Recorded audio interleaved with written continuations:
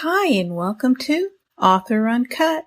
I'm your host and author, Patrice Williams Marks. Please note, the clip you're about to listen to is extremely graphic. Please, I can't breathe. With every passing second, George Floyd's life was slipping away. This 10-minute video is difficult to watch, yet impossible to ignore. Now, crucial testimony bearing witness to an ugly reality. Mama! Get up and get in the car right! Face down on the pavement, crying out for his mother, a police officer's knee to his neck.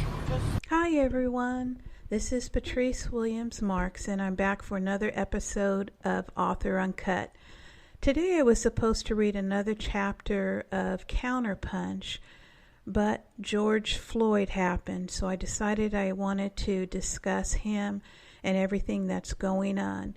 This is going to be a stream of consciousness podcast, and I'm not going to edit anything out, so it's not going to be as clean and crisp as my other podcasts. I'm going to leave it exactly as I spoke it. So hopefully that'll be okay with you guys, and this is just something that's important to me, and I didn't want to edit anything. I just wanted to speak about it. But don't worry, next week I'll jump back into Counterpunch and the latest chapter there. But I watched the George Floyd death probably a couple hours after it happened, when it went live on the air. And I can't tell you what that did to me. It was so hard to watch, but I had to watch because it was important. His life was important.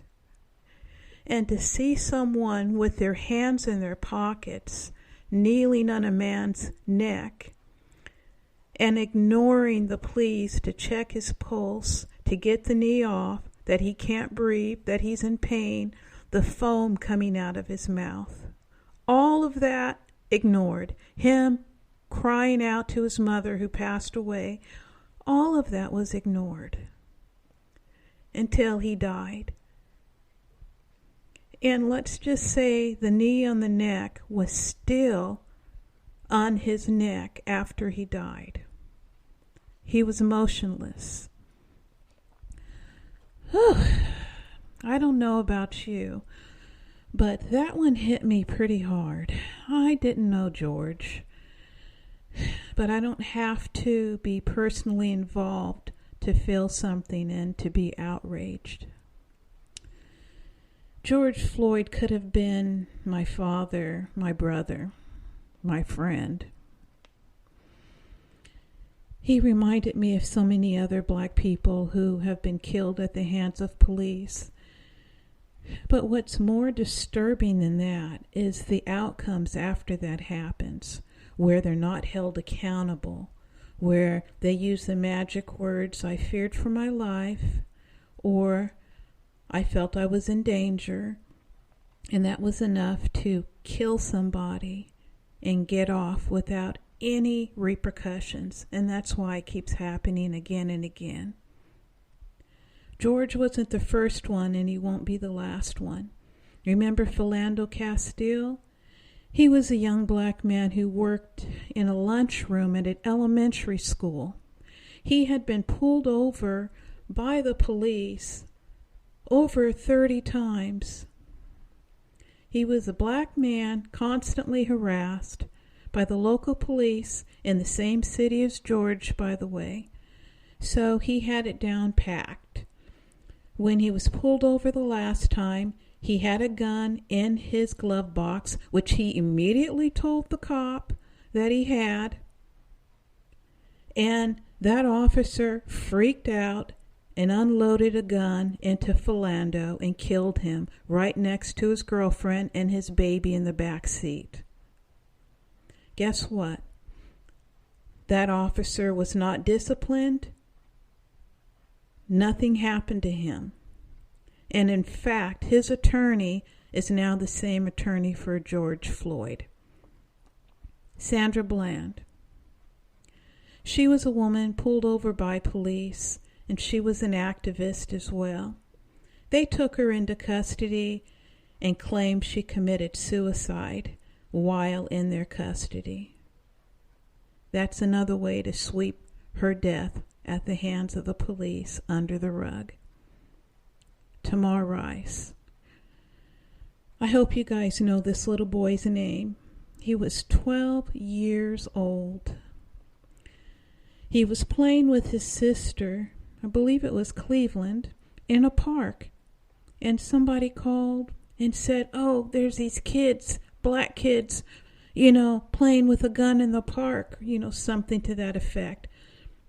The kid had a toy gun, like a lot of kids have. This was also on videotape, so this isn't just speculation. The police arrived, and no more than 5 seconds after getting out of the car, they shot Tamar dead, a 12-year-old little boy, and they pulled his sister away from him as he died. That officer was not brought to trial. Eric Garner. Eric was selling counterfeit cigarettes on the street. Not a violent crime. A crime, but not a violent crime. 6 officers got upset that he didn't like being harassed, threw him on the ground, and one in particular used an illegal chokehold and killed the man. That man has never been brought to grand jury, and in fact, this happened 6 years ago, yet it was only recently that he was fired. But he's free to go work for any other law enforcement agency. That's all that happened. That is why you see all these people protesting in the streets, because of all these needless deaths at the hands of law enforcement who are supposed to be peace officers, people who are there to protect us, but the black community aren't being protected by them. And that's why it's so hurtful and harmful. I've heard people say, oh, why don't you care about black on black crime?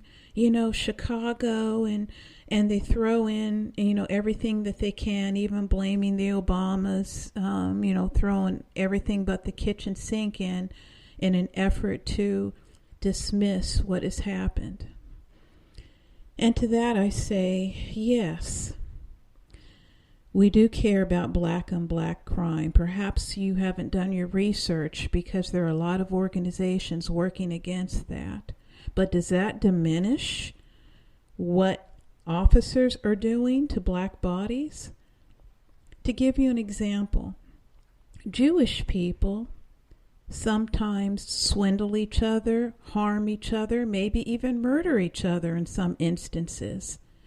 However, the Germans decided they wanted to exterminate them. And we know this thing called the Holocaust, which was a nightmare, not just for them, but for the whole world. Now, should we dismiss what happened with the Holocaust and what the Germans did to the Jews simply because there have been some Jewish on Jewish crime? That just doesn't make sense. I also want to mention Colin Kaepernick. He's one of my personal heroes, by the way. He took a knee to protest police violence, and for that, he was banned from the NFL. They took his livelihood away. People hurled so many nasty and horrific comments towards him, yet he stood his ground. He started an organization and a foundation, and he continues to help underprivileged people today. And, in fact, he is funding some of the legal costs for people in Georgia's community who've been arrested. People, in fact, have you heard of that website called NextDoor? I've been going back and forth with some people, and for the most part, there are some people there that are really sorry that this has happened, and they keep wondering why this type of violence is constantly being perpetrated, and they're not blaming the victims. However, there's a small minority of people on NextDoor who want to point the finger at the victims and also Kaepernick. And what I tell them is they say, oh, there shouldn't be any riots, people shouldn't protest, they should do this or they should do that. And then I draw to their attention that, well, before that, Colin Kaepernick just took a knee in quiet support of his fellow man, protesting against police violence against the black community. And by the way, he had a few friends that were in the military, white friends, and he asked them, what way can I protest which will not offend the American flag? And it was suggested to him to take a knee, and that's what he did. And what that man has had to endure is beyond anything you can imagine. Martin Luther King, he was into quiet but consistent protests. Look where it got both of them. Kaepernick was banned from the NFL, hate crimes against him. MLK was shot dead. That's where peaceful protests get you in the United States of America. I've had people say on that website NextDoor, well, Colin Kaepernick, he just didn't protest the right way. He shouldn't do it while he's working. People always have a reason for their racism. It can be extremely frustrating. And what I told that person in private, not for everybody to see, was that I was sick and tired of the oppressors, white people, telling black people how they should protest. I simply told her that if we had to follow their rules and they ignored the rules, we would still be sitting in the back of the bus, drinking from black-only water fountains, and be swinging by the end of a rope for wanting to learn to read. So protests are interruptions. Interruptions are necessary in order for change. I am not advocating any sort of violence, but I am advocating for interruptions through protests. Things don't change because you ask for people to change or expecting them, waiting for someone to do the right thing. That just doesn't happen. Slavery. Lincoln and others, abolitionists, ex-slaves, all worked extremely hard to end slavery. Through discussions, round tables, whatever you can imagine. That didn't work. It ended up a civil war. It took a civil war to end slavery. That's an interruption. Who knows where we would be today without that civil war, no matter how horrific that was and how many lives were lost. Some can say we're still have a form of slavery today, which is true with the criminal justice system, so on and so forth, but it is still 10 times better than it was. It takes interruptions for change to happen. If you guys have read my O.J. Simpson book, The Trial, you know that I lived in Los Angeles during the 1992 insurrection, and I give a personal account of what happened. That was a very scary time, and it looks like we're heading towards that right now.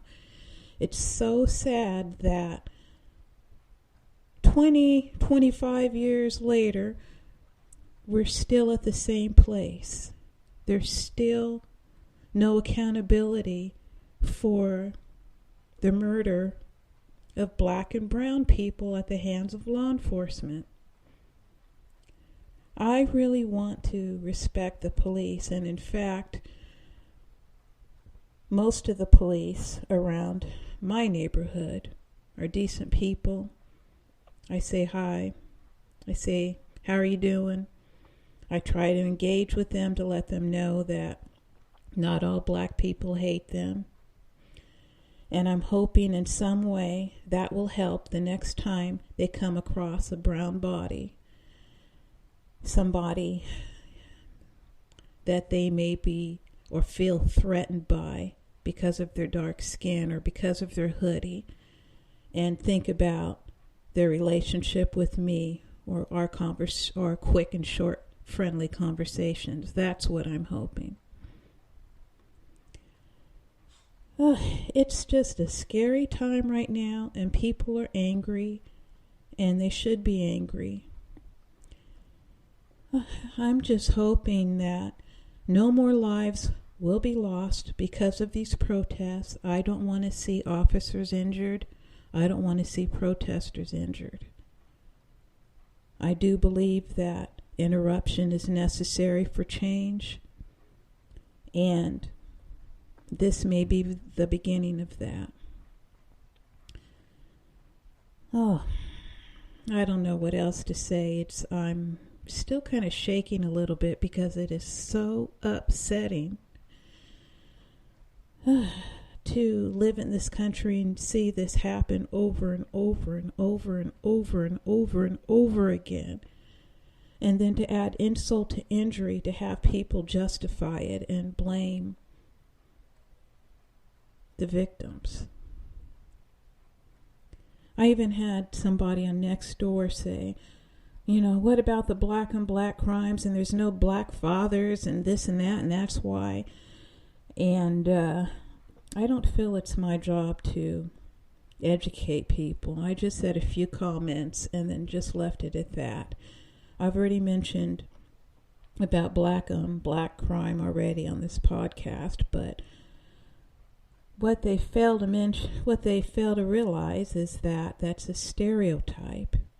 There are a lot of black fathers in homes, but the absentee father is what the media and what the society likes to harp on. And in fact, did you know that there are more absentee white fathers in rural white communities than there are missing absentee black fathers? That's a fact. Yet nobody brings that up. But there are some fathers that are absentee, and everything is connected.